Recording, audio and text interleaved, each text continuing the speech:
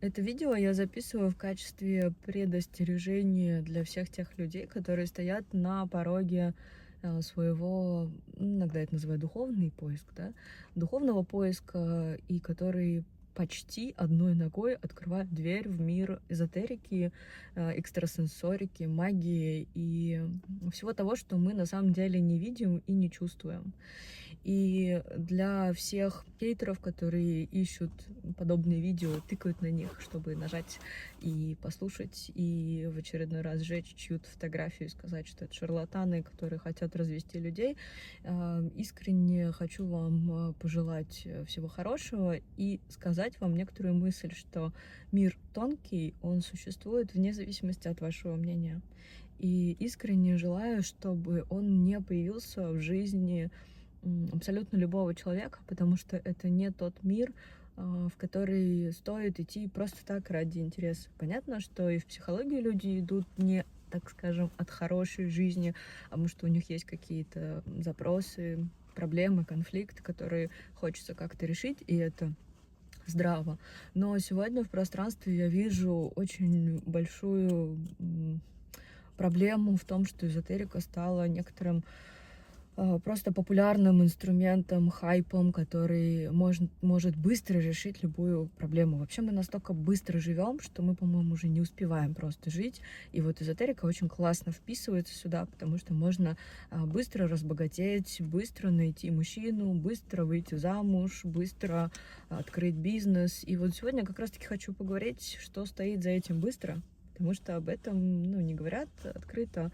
Это то, что остается всегда за кадром, это то, что понимают, по сути, все практики, но об этом многие не говорят, потому что есть такая среди практиков история, что каждый человек принимает решение сам. И если какой-то клиент или если какой-то человек пришел, изъявил свое желание и получил какой-то результат, и не понял последствий всего этого, это его проблема, он же взрослый, он же не ребенок, и я не несу за это ответственность.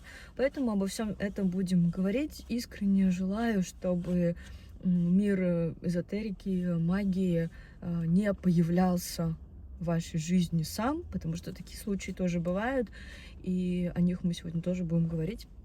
Поэтому давайте начинать наш прекрасный подкаст по пути.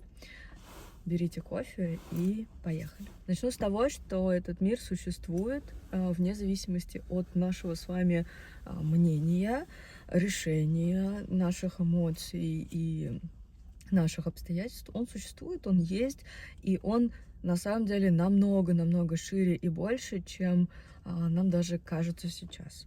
И некоторые люди хотят в нем разобраться, некоторые не хотят, это уже зависит от типа личности, но он все-таки есть, и он устроен намного сложнее, нежели чем мы себе можем, даже представить. Почему вообще я об этом говорю и почему такая потребность возникает? Да, действительно, у меня столкновение с этим миром случилось довольно рано. Я была еще в подростковом возрасте, и моя детская подростковая психика не очень могла это объяснить. То есть как так я называю какие-то события или какие-то детали в жизни людей, которые я не должна была знать. Как это назвать?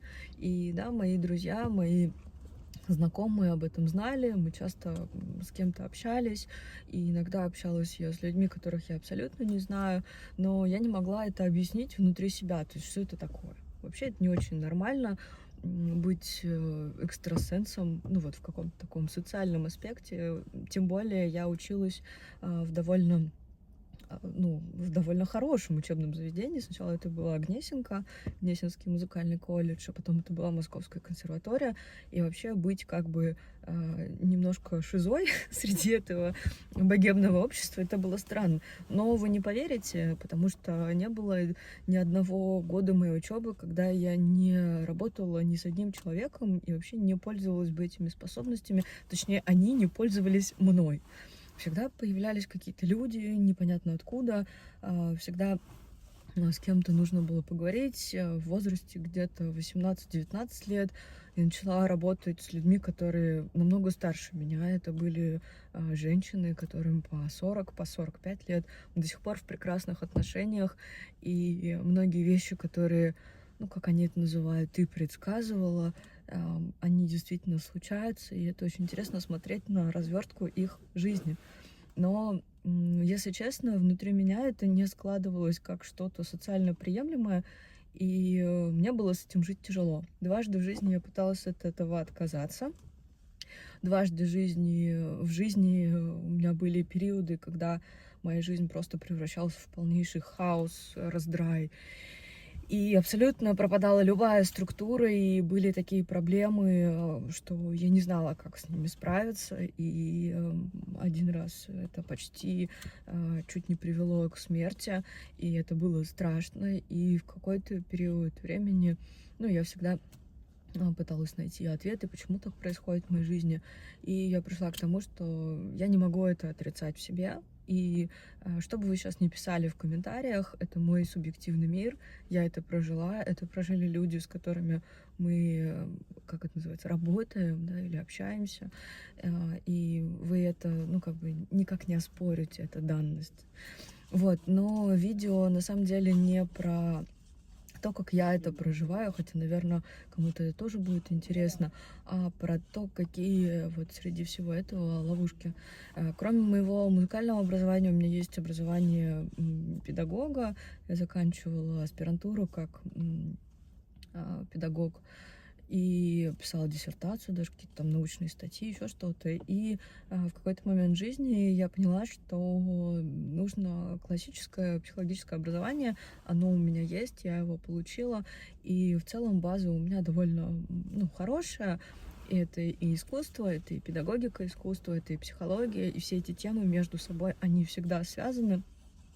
Но на сегодняшний день я все-таки делаю вывод, несмотря на то, что я очень глубоко понимаю этот тонкий мир, намного глубже, чем его могут осознать, ну, многие люди, но я делаю вывод такой, что все-таки для жизни среднестатистического обычного человека достаточно хорошей консультации с психологом.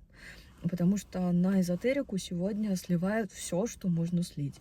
Например, у меня невроз, у меня тревоги, у меня панические атаки. И это не потому, что у меня есть внутренний конфликт, а потому что где-то в общем поле что-то там происходит. И это на меня влияет, и я как бы здесь ни при чем. Ну, нет, так оно не работает. В поле-то оно происходит. И коллективное бессознательное никто не отменял. Но мы все-таки каждый ответственен за свою жизнь. И эту данность мы тоже никуда не можем деть, просто потому что ты живешь свою жизнь, и ты ее должен прожить. Не через общее поле, да, а сам с собой, сам принимай решения. Тема, которая мне очень не нравится, и ради которой вообще я записываю это видео, это как будто бы сегодня люди не хотят принимать решения. У всех это по-разному. Кто-то просто боится, кто-то запутался, кто-то переживает, кто-то тревожится. Ну, как бы неважно, из какого места мы боимся принимать решения и делать выбор, но вот эта тема, она очень актуальная, потому что, чтобы мне принять правильное решение, вот, мне нужно обратиться к тарологу, к экстрасенсу, к, не знаю, там, кому еще, к рунологу, чтобы кто-то это посмотрел, чтобы кто-то как-то это одобрил или рассказал, что будет наперед. То есть я очень быстро поняла, что когда люди воспринимают меня как экстрасенса, а таких очень много. Или если они даже начинают меня воспринимать как психолога, очень быстро они понимают, что, ну, как бы мы говорим больше, чем о психологии. И вот здесь вот начинается вот эта игра сознания у клиентов, что а скажи, что будет дальше. А когда я встречу, ну вот, мужчину своего, а пойдет у меня бизнес или не пойдет? Ну, блин, если ты будешь сидеть и думать, пойдет у тебя бизнес или нет, он у тебя никогда не пойдет. Это же логично. Если ты будешь что-то делать, и если ты захочешь это, если ты сделаешь такой выбор, конечно, любой бизнес, он может пойти. И на эзотерику в разных ее аспектах и в разных категориях скидывают очень большой пласт вот выбора. И это про ответственность. То есть люди массово почему-то скидывают туда свою ответственность. И вот я очень часто проживала такие истории, когда человек смотрит в глаза мне с надеждой, что вот у меня же будет мужчина, да, вот вот когда он будет, ну скажи, ну ты же видишь. И вот тут интересный момент, потому что, например, 15 лет назад, когда у меня эти способности открылись, я видела какой-то определенный путь, и он был как бы единственным. Можно было что-то изменить, но я всегда людям говорила, что ну вот я вижу вот это и вот это. Вот, а как бы параллельные ветки, реальность, как это сегодня называют, я их не видела. Я не могу здесь сказать, из-за чего это было, из-за того, что я была еще подростком, и ну, не было у меня такой там, ну так скажем, да, не было такого образования, не было такого опыта, или поменялось время, но мне что-то подсказывает, что время немножко поменялось. Потому что сегодня, когда просматриваешь любого человека, там видно огромное количество разных путей и разных вариантов развития событий. И это очень интересно, потому что жизнь вариантна, она зависит от твоего выбора прямо сейчас. Но мы не хотим этого видеть, мы хотим знать самый лучший свой путь, самый лучший, самый безопасный, самый классный, самый восхитительный. И вот ну, как бы для этого обращаются, да, к психологам, не к психологам, к экстрасенсам и к тарологам, и тем, кто гадает, ну, занимается магией, про магию тоже сегодня поговорим. И у меня были такие истории, когда, ну, нереально сложно сказать человеку, что, блин, ну, нет, не будет этого, да, ты просто рассказал себе, что ты этого очень хочешь, но, по сути, в карте жизни прописано абсолютно другое. Один раз в жизни, я вам исповедуюсь, один раз в жизни я сказала человеку «да», и зная, что так не будет, и это, ну, это был очень тяжелый случай, потому что как бы случилось так, как я видела, и мне было тяжело, но я не смогла совладать с тем, что человеку надо было сказать то, что он не хотел слышать. И вот такие моменты, они тяжелые. Но я о чем, вот к чему я все это говорю, да, к тому, что когда человек, клиент понимает, что можно что-то больше про себя узнать, он начинает спрашивать, а как мне быть, а что мне делать? А это неправильно. Каждый человек должен принимать решение сам и простраивать свою карту жизни самостоятельно в зависимости от своих выборов. И не потому, что кто-то кому-то что-то посоветовал, увидел, порекомендовал, а потому что он сам так решил, и нести ответственность за этот выбор, и выбирать самостоятельно. И в этом и вся сложность, как бы. Поговорим немножко про другой аспект, когда у меня тоже часто такое бывает, особенно с людьми, с кем мы очень давно работаем. Таких много сегодня. Но иногда, например, я понимаю, что нужно вот с этим человеком списаться, или нужно что-то спросить, или нужно что-то сказать, а потом действительно, да, ой, да, действительно такое вот случилось, спасибо, что сказала. Это не зависит от меня, это не зависит от них, это зависит от того, что в данный момент жизни, вот в какой-то критической точке, человеку нужна была некоторая помощь или некоторая подсказка. И вот я вам честно скажу, что эти подсказки, они всегда приходят людям не в самый классный период жизни. То есть там не так, что все классно, хорошо, бабочки летают, деньги идут, и уже 10 мужиков все нашли, и как бы все сидят в таком изобилии, радости и расслабоне, и вот тут тебе вот какая-то подсказочка прилетает. Нет, это очень такие какие-то серьезные моменты, или те события, в которые человек зайдет и почти заходит, но ему туда не нужно заходить.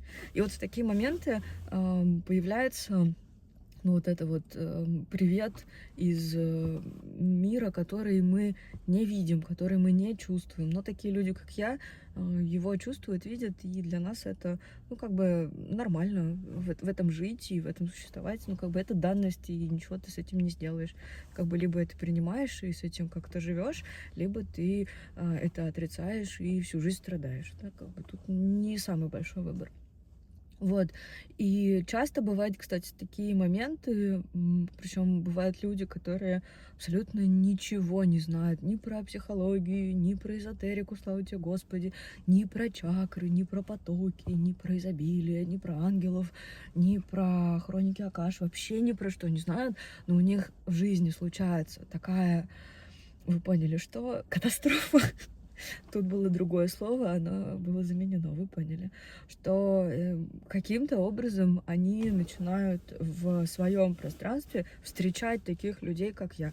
И не обязательно это экстрасенсы, это могут быть и знахари, это могут быть и целители, и лекари. Есть ли те люди, которые исцеляют рак? Да, есть реально, и я таких лично знаю, и я знаю людей, которых они исцелили. Поэтому как бы мир, он очень большой, и когда в жизни у человека случается катастрофа, с которой он не может справиться сам в рамках чего-то, ну, так скажем, ощутимого и логичного, появляется вот этот привет из мира не очень понятного, и ну, уже ты берешься и хватаешься за любую помощь, и слава богу, чаще всего люди, ну, выходят из этих ситуаций, и любой кризис, любая катастрофа, какой бы мы ее ни проживали сейчас, через некоторое время приходит понимание и осознание, что если бы ее не было, если бы она не случилась, то сегодня в моей жизни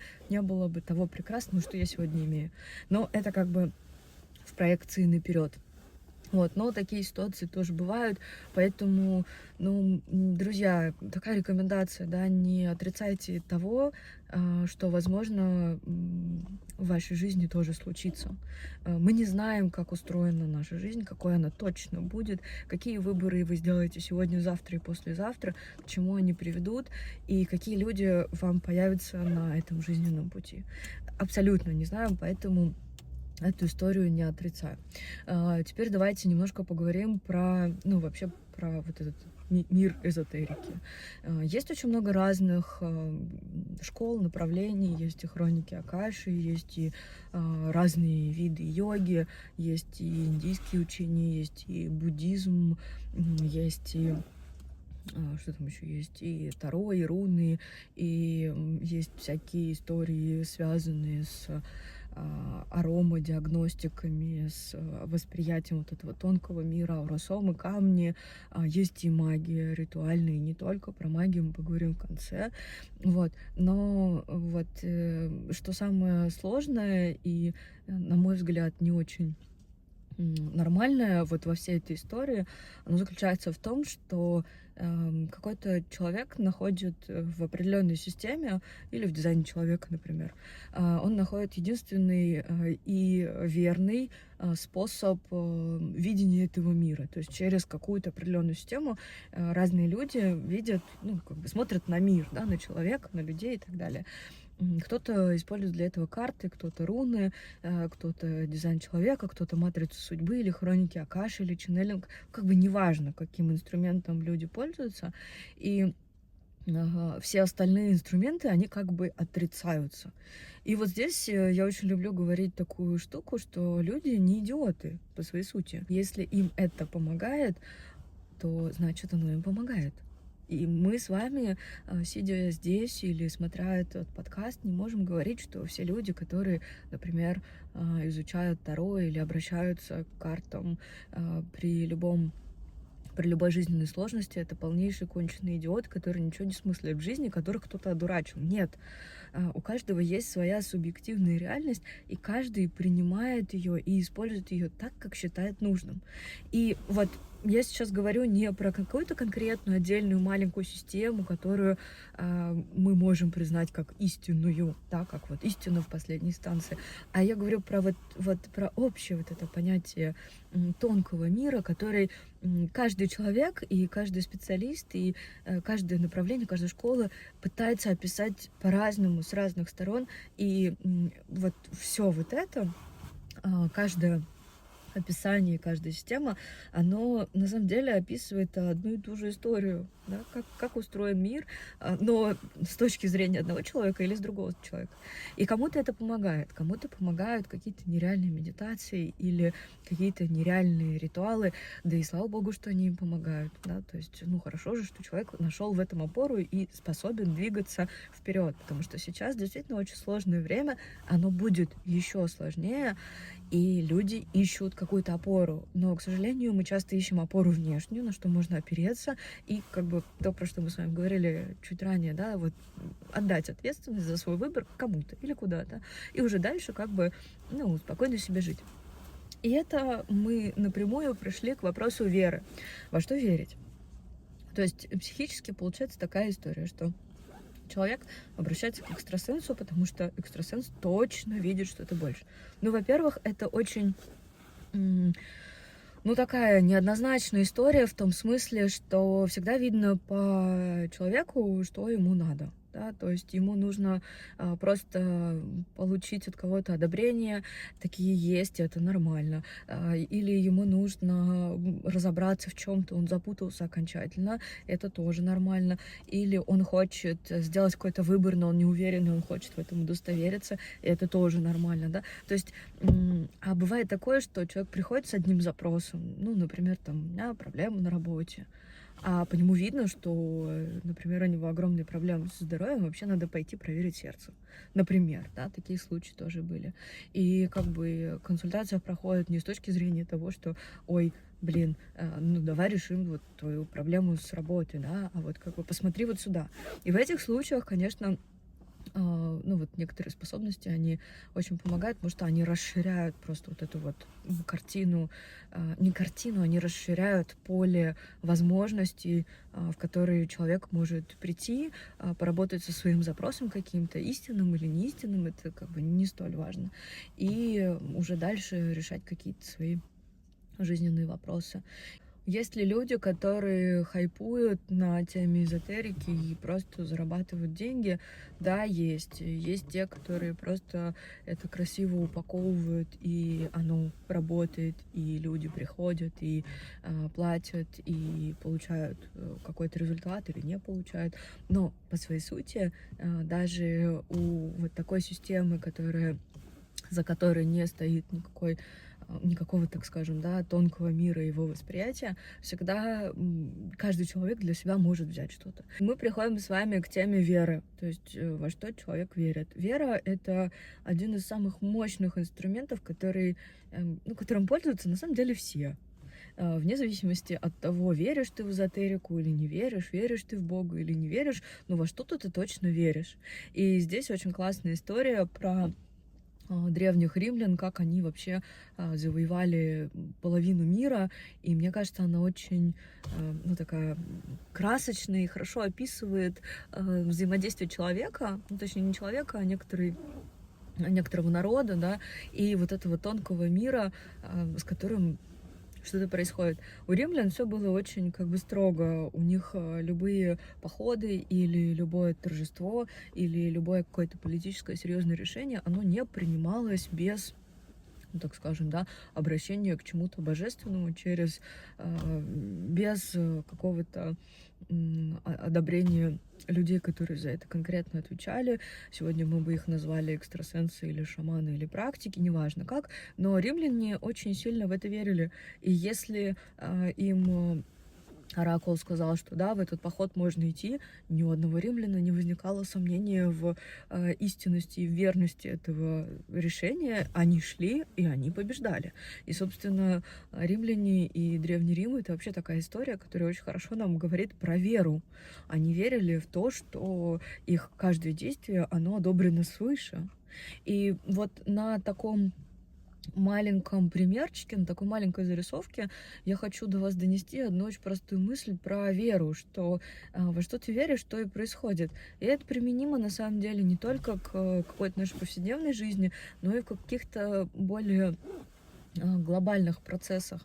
И вопрос веры, он стоит очень жестко, когда мы говорим про тему эзотерики, то есть во что верит тот человек и как он верит, насколько это истинно для него самого, насколько это достоверно в его субъективном мире, да, если мы говорим про какого-то проводника или экстрасенса, или наставника, неважно, как мы это называем, вот, и в тот же момент вот это отражение его веры, оно будет передаваться людям. Мы часто это считываем как некоторую уверенность человека в том, что он говорит, или в том, что он делает. Эта уверенность, она передается другим людям, и уже человек может как-то спокойненько идти и делать то, что он хочет.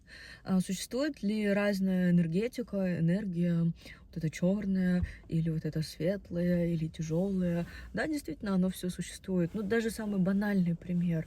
В грязном пространстве, в грязном доме действительно будет ощущение более деструктивные, нежели чем в чистом, структурированном, хорошо убранном пространстве, в хорошо убранной квартире. Это факт, это данность, и это так оно и есть. И я думаю, что вы не будете это отрицать. Можем ли мы этим как-то управлять? Да, можем. И инструменты, они на самом деле не всегда магические, они не всегда эзотерические. Для этого не обязательно делать какой-то обряд. Иногда для этого достаточно просто убрать квартиру и жить в чистоте не только физической, да, но и какой-то ментальный, духовный, если хотите так, душевный, если вам так приятнее называть. Есть ли разная деструктивная энергетика у людей, можно ли этим заразиться? Да, можно. Если находиться, например, очень долго в обществе человека с ментальными отклонениями, ну, например, с Альцгеймером или с деменцией, то через какое-то время ваше сознание тоже будет немножко подтормаживать, потому что вы находитесь в одном пространстве, и ну, вот эти эманации, назовем это так, они будут передаваться и вам. Стоит ли как-то заботиться о своей безопасности энергетической? На мой взгляд, да. Нужно ли бояться вообще всего на свете? Я считаю, что нет, потому что страх — это самая сильная энергия, на которую слетается все и вся. Кстати, существуют ли бесы, демоны, чертики, водолеи, леши и так далее? Да, это все существует. И есть практики, которые с этим работают, их не так много. Это вообще отдельный мир. И на этом моменте у меня выключился свет. Супер. Это вообще отдельный мир, который вот показал себя. Что хочу сказать? Ну, по сути своей, например, вот есть очень...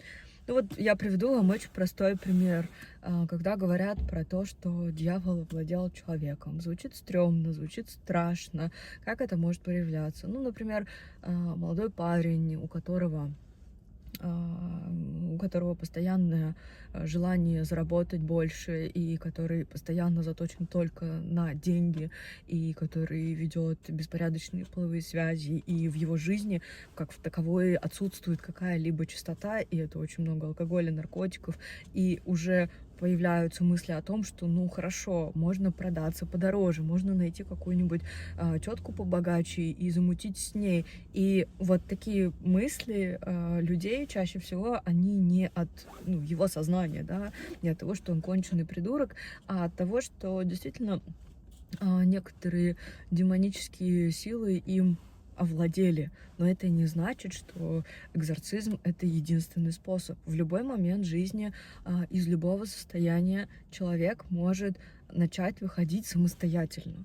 И вот, например, в случае вот примера про молодого человека, про который мы сейчас с вами говорили, в его случае это перепросмотр того, что он вообще делает, что он выбирает и как он вообще живет, в каком окружении, в каком обществе он живет. Но проблема таких людей в том, что чаще всего некоторая вот эта вот бесовская, ну это не бесовская, это дьявольская история, это дьявол, это не бесы, ладно. Вот эта вот дьявольская история, она подтягивает в окружение людей, ну вот, подобное, да, и получается, что это некоторый такой капкан, это некоторая некоторая вот такая вот зацикленная энергетика, из которой очень сложно, ну, из которой очень сложно выйти. Я длительное время работала с анонимными наркоманами и алкоголиками. Для многих людей почему-то ну, которые не сталкивались с анонимными наркоманами, алкоголиками, для многих специалистов это как бы табу. Все, я с такими не работаю. И, ну, почему? Потому что, ну, как бы там уже настолько все пробито, что работать там не с чем. Ну, я с такими работала, и они делились со мной очень интересными историями. Ну, например, один парень мне рассказывал, что он был наркоманом, и он рассказывал, что, говорит, ты не понимаешь вот этот вот наркоманский мир, ты не понимаешь, что там за, ну вот какая сила воли нужна, чтобы просто не то, что не сдохнуть, а чтобы просто не продаться. Потому что мало того, что вот я там был в этом угаре, да, наркоманском. Помимо этого еще все вокруг меня тоже в этом. И постоянные оргии, постоянная грязь. Говорят, сколько раз мне предлагали гомосексуальную связь. Говорят, и от разных психотропных веществ состояние такое, что любые какие-то моральные, этические запреты, они уже слетают. Говорит, и я помню, что мне было настолько сложно отказаться от этого. Говорит, хотя, ну, в нормальном сознании, говорит, ну, никогда бы в жизни даже об этом не подумал. Говорит, но, говорит, это настолько, ну, вот не то, что дно, да, это настолько вот глубокая воронка, из которой, ну, выйти оттуда можно только на какой-то воле. И, говорит, слава богу, я вышел. И это было тяжело. И существует ли вот этот вот мир, давайте не будем туда сильно погружаться, существует ли вот этот демонический бесовской мир? Да, существует, безусловно, и по некоторым людям это видно, особенно когда их выводишь на какие-то разговоры, и резко в один момент переключается другой человек. Просто другой человек, он начинает говорить другим голосом, другими глазами, говорить какие-то ужасные вещи, и потом ты задаешь ему вопрос, ты кто вообще? И он тебе начинает рассказывать, кто он. Вот такие изменения, да, вот внешние, психические, социальные изменения в поведении, когда я это все наблюдаю, у меня нет варианта сказать, что этого мира не существует. Другой вопрос, что я с этим делаю. Я пытаюсь провести обряд экзорцизма, или я пытаюсь все-таки работать через, ну, какие-то, да, более логичные для человека вещь, потому что я все-таки сторонник того, что человек должен понимать, что с ним происходит. Вот это необузданное, неосмысленное влияние на какого-то человека, чтобы ему было хорошо, я не считаю это и этически правильным, позволимым, допустимым. Все, у меня уже язык заплетается. Допустимым и как бы реальным. Ну, так нельзя делать, а сегодня многие так делают. Но почему сегодня многие так делают? Ну, потому что это проще, чем сидеть, ковыряться с человеком, ждать, пока он дойдет до этой истины. Просто один раз на него повоздействовал, и все с ним классно. Пошел он счастливый. Таких историй очень много на самом деле, потому что сегодня много всяких разных медитаций, чисток, и это вообще отдельная какая-то грязнющая ванна разных энергий, разных сущностей, разных вообще эманаций, которые просто, ну, я не знаю, как люди это делают, особенно когда проводят какую-то массовую, очень массовую историю, и ведущие часто говорят, что, ну, например, мы сейчас с вами делаем медитацию, практику, и все, кто будет слушать эту практику в офлайне, вы тоже будете с нами в этом же поле. Прикольно, но все, что выгружается из другого человека в момент медитации, а у тебя в этот момент сознание отрублено, ну, в целом, может к тебе очень легко прилипнуть, и как бы, и что? И здорово. И потом мы разбираемся не с ногами, а мы разбираемся с больным горлом. Ну, как бы зато ноги исцелились, да, ну или там, не знаю, отношения восстановились, а зато работа поехала. А почему так? Ну, действительно, почему так? Таких историй очень много, и поэтому я призываю вас к осмыслению, переосмыслению своей личной безопасности и какой-то гигиены. Ну, у меня были такие случаи. Один раз я когда-то давно писала видео про саблиминал, что саблиминал — это довольно жесткая тема, когда тебе на подкорку очень-очень глубоко прописывается какая-то программа, и ты вроде как ей следуешь, да, это не твой выбор, но ты на него как бы согласился. У тебя сил не хватило выбрать это самостоятельно, ну вот через саблиминал зато, да, я вот пошел. И один раз мне на это видео в личку каким-то образом этот человек нашел мой личный контакт, написал, что, говорит, я третий день схожу с ума. У меня такое ощущение, что у меня одна половинка мозга, она замерзла. Говорит, я ничего не могу с этим сделать. Я не могу ее отогреть, я не могу выпить чай. Говорит, я вызывал 2 раза скорую, мне сказали, что мне нужно в психушку. Говорит, но я что сделал? Говорит, я послушал один саблиминал, по-моему, на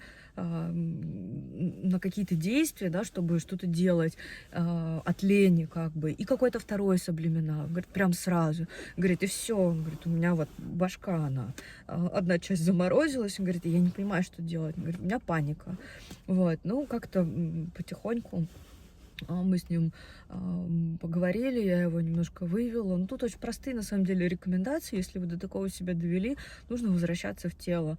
Это сразу горячий душ, желательно с солью, попить чай сладкий, крепкий, и желательно попробовать поспать, одеться во что-то теплое и поспать, хотя бы хоть как-то, ну, хотя бы тело немножко перезагрузить. Главное не уходить в ментал, главное не уходить, ну, вот в какие-то, да, вот эти вот панические истории, и постепенно, медленно через тело выходить. Ну, собственно, он так и вышел. Но я ему сказала, больше не слушай саблиминал.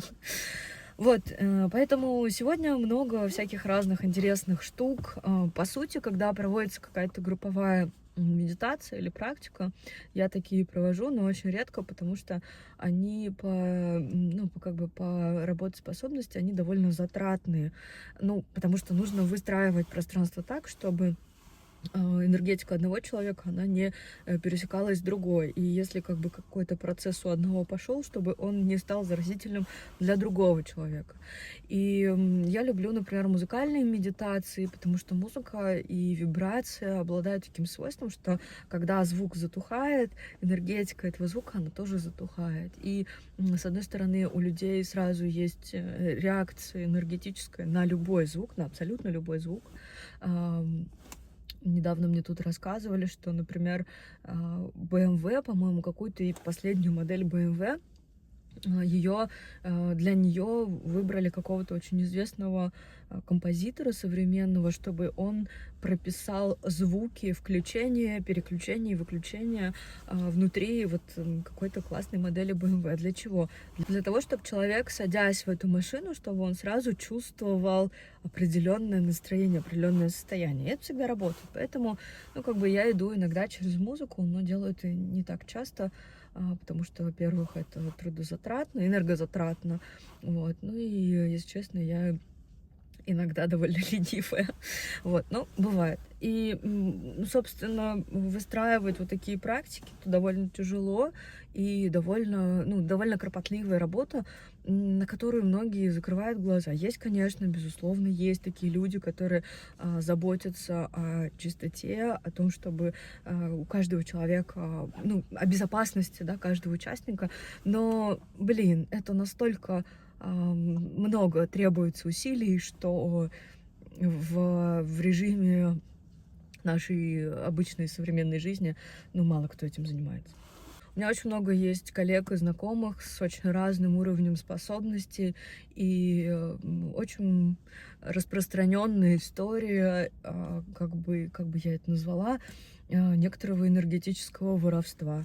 Такое бывает, такое есть, и вы, заходя к такому человеку, вы даже этого не заподозрите, потому что он настолько милый, хороший, добрый, прекрасный, улыбающийся, что он точно таким не занимается. А по сути он таким занимается, или она таким занимается.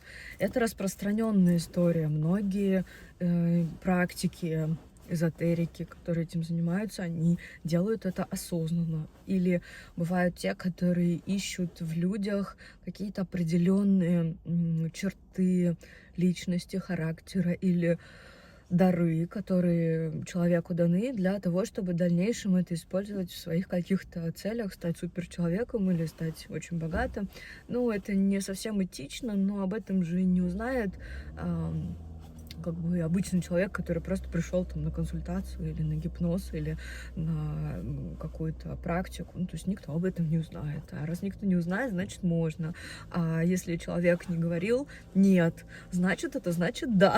Поэтому как бы таким многие пользуются. И самый распространенный, прикольный, ну такой, самый дешевый, я бы назвала, момент, которым пользуются очень многие практики, это какой-то практикум или какая-то медитация или какой-то многодневный ретрит или многоэтапный там ретрит или практика выездная на тему предназначения и финансов. То есть вот эта вот тема финансов, очень часто ее используют, и бывают такие тренеры, такие учителя, практики, которые делают, например, одну практику по увеличению финансового потока, у участников ничего не поменялось, зато у тренера, ну вот у ведущего, да, у него все классно, у него бабки поперли.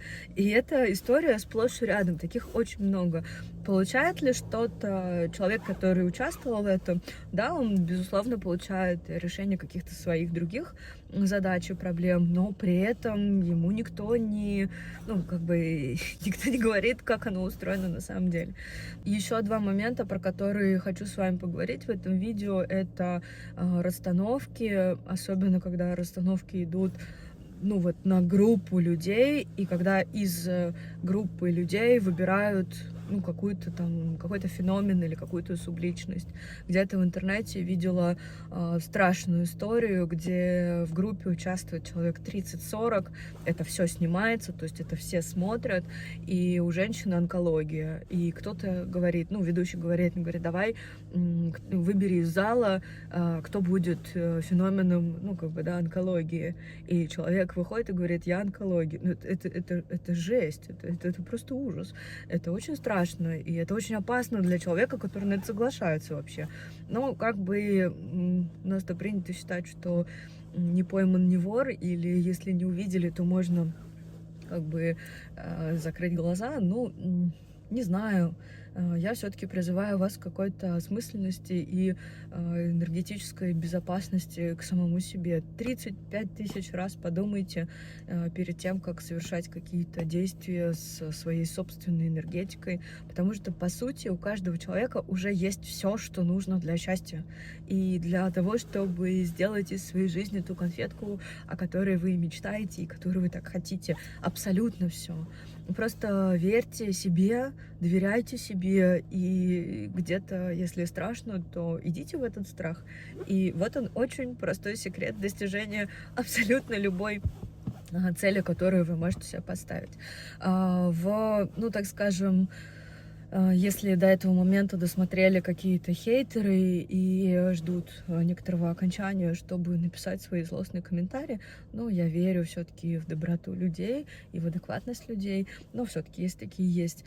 Тоже хочу рассказать очень интересный момент, что, например, мы все знаем, что даже на русской эстраде очень много звезд, очень много разных артистов, певцов, шоуменов. И действительно ли вы верите в то, что они все как бы не верят и не обращаются к эзотерике, и что они просто сами, вот им так повезло, они работают, еще что-то? Да, блин, дорогие друзья, у каждого артиста, у каждого певца, шоумена, политика, бизнесмена, я вам больше скажу, у каждого бизнесмена, который доходит до определенного уровня, ну, так скажем, да, финансового, в тот или иной период жизни возникает потребность в некотором консультанте, который понимает, что мой финансовый поток зависит не от внешних обстоятельств, а от моего внутреннего состояния. Чини мое внутреннее состояние, у меня будет больше денег.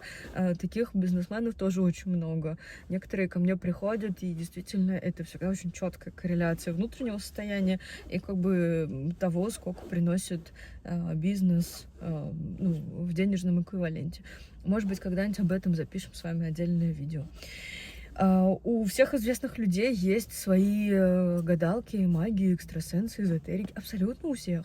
Некоторые перебарщивают с обращением к экстрасенсам и так далее, но все-таки они есть.